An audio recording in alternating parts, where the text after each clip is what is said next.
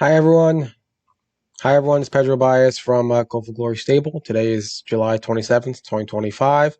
This is the baby update for the week. And as always, like and subscribe because it helps to get the word out for Go for Glory Stable and to do our part to, or I guess, do the best we can to, grow the sport of harness racing that we all love. So this is going to be a short video for the babies. There's really not a lot of new things to note, so just kind of going down the line. So like Adios, My Lindy, it's kind of the same story. Paul's working on her. It's kind of crunch time right now, so it's the end of July. Um, Stakes racing. I got to check the Massachusetts schedule. Um, but basically, maybe for next video I'll have it up. Um,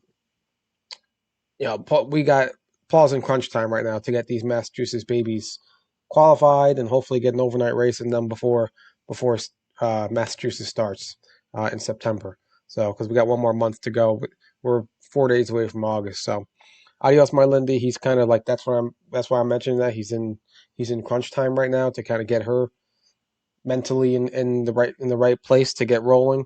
So so that's really the story with her. Nothing new to note on that part. Next weekend I'll look for I try to give Paul a little he has a lot going on, so I don't like to constantly um kind of be all over him like, oh, what happened this week, what happened today. So I kind of want to I'll check next week and kind of see more detail how's it going, but just by talking to him here and there, there's really nothing new to note with Adios. He's just working with her, and we know the timeline, so we're hoping it's going to be crunch time right now in August. So that's Adios, my Lindy. Um, Moving on to the next baby on deck is Geologic. So Geologic, he's in to go on Tuesday. It's a non-winners of one race, so like a maiden race or like 5,000 lifetime, something like that. But it's a mixed. It's not only for 2-year-olds, and that's normal. There's not a lot of tracks that that just schedule just 2-year-old races, purely 2-year-olds. Some do. I mean, a lot. A couple do. But Plain Ridge looks like they combine it all, like their maiden race. They don't do just straight 2-year-old paces or trots. So so yeah, he has the rail. He's facing older horses, like 3 and 4-year-olds. Um, but like we had Moneyman last year do the same thing. For those of you who remember Gretzky the Great, he did the same thing a couple of years before that. So yeah, so we'll see how it goes. So that's on Tuesday. Like I said, he has the rail, which is okay, not the greatest. It's actually better to be like 3, 4, 5 over there at Plain Ridge. But we'll see how it goes. Now, the key thing to keep in mind is I don't want to ruin all your hopes and dreams. Is um, one of our guys mentioned it could be a little hot on Tuesday, so let's see what happens. Plain Ridge is kind of notorious for canceling races and stuff when it gets a little hot. Let's just everyone keep our fingers crossed. Let's hope that maybe the weather passes or it cools down a bit. And yeah, we'll see what happens on Tuesday. Hopefully everything kind of goes okay and they run all the races. But yeah, Geologic's in to go.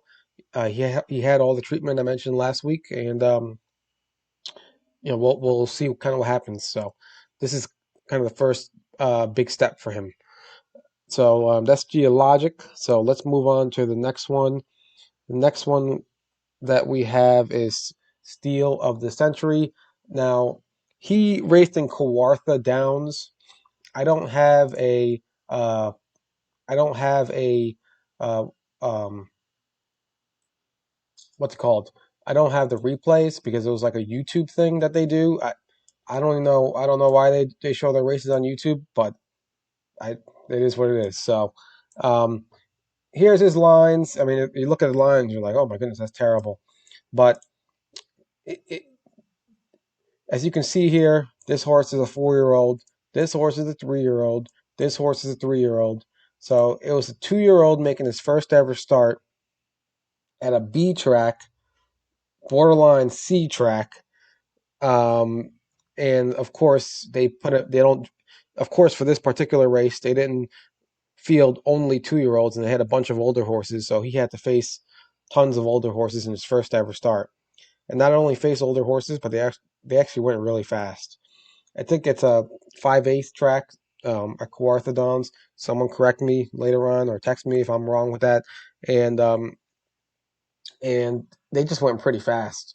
So uh, I mean, not fast like Pocono Downs fast, or Plain Ridge fast, but just faster for a maiden race. So it was a really fast maiden race, 54-4. And Steel of the Century, he just kind of like he didn't really get off the gate much. He just kind of like sat there in the rail and then just try to finish with the rest of the bunch. And as you can see here, he did a so the way this works is 5 lengths. If you see the 7 here, that means 7 lengths behind. So he's using the 7th spot, the 7th horse. That little slash means 7 lengths behind. So 5 lengths. The way people normally do the math is 5 lengths equal a second, and then 2 lengths. Each length equals like a fifth of a second. So what this means is if he did a 57 here, and that means that he did more like a 58-2. So you see the 7, so that means he did more like a 58. So add 5 to it, 58, and then 2 more, so 58-2. And then he finished in 56-4, so that means he did another 58-2 back half. So in other words, he did a very even mile, 58-2 first half, 58-2 back half. He just did his thing, and but that's okay. So we heard from Paul Reed, trainer Paul Reed, and he said I tried to put him into an easy race for a maiden race just to get him some experience, and the race went way faster than he expected. So nothing we can do. We can't control that, and that's how it goes. So he got a first race in him. He got some experience, and we'll see what's next for Steel of the Century. But yeah, he's pacing. He's not breaking or doing anything crazy. He's keeping up. So we'll see what's next. My guess is it's either my personal guess would be it'd be probably either like an overnight or like a prospect series, like which is like their third level tier in the Ontario Sire Stakes. They have gold, grassroots, and then prospect. My guess is he'll probably race next in prospects or continue with overnights. The problem with the overnights, as you see here, is you kind of never know if you're going to be facing a bunch of older horses. So we'll see. But yeah, he got the first race out the way, and then it's onward and upward from here with Steel Century. Um, Second chapter, yeah, same thing with kind of Adios. There's really nothing to note on his side. Paul, he was a little bit behind because of that castration. Well, first because of that curb he had in his leg that he had to get froze, and then after that he had the castration. So he's he's just training back, nothing to note. He's moving along. My same thing like today, it's 27, so it's the end of July.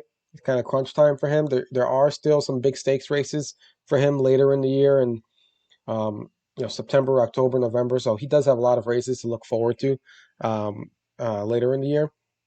But yeah, I would say for him, similar to Adios and the Massachusetts breds, it's kind of crunch time. So we're I'm going to hope that at some point, my guess is probably first week of August, not first week, first half of August, or maybe some point in the middle of August. Hopefully he'll be ready to qualify. But like I said, we got to see kind of how it goes. There's a lot that can happen between now and then. He has to kind of keep progressing and doing his thing, and Paul will get him rolling when it's ready. But he's liked him from the beginning. He's been training great, even through all this curb, the curb and the castration. Even through all of that, he's always been training great, and he's showing a lot of promise. He's powerful. Nice looking chapter 7. He's got a nice frame to him, and he's we at this point we really don't know what these horses are, so we just gotta kind of trust the process and trust Paul to keep kind of making sure they're moving along properly, at this stage in the game, and then we'll kind of go from there. So with that being said, this is the baby update for July 27th, and hopefully, yeah, things will really start picking up. Um, Basically, once we start getting into August, things are going to really start picking up in a big way from a baby perspective. And then keep in mind, the yearling sales are also coming up too. So those are not, I say coming up as in meaning more like September, but we're getting to that point. But just keep that in the back of your mind that um, this is kind of how the process goes. That you have the babies kind of hitting the track. You kind of first getting your, we're still kind of getting our glimpse of these babies that we currently have from last year, and this is it goes very quickly, and then right away we're already starting to look at yearlings for the upcoming year. So we'll get more into that probably as we get into August. Start talking more about the yearling sales and kind of what we look for.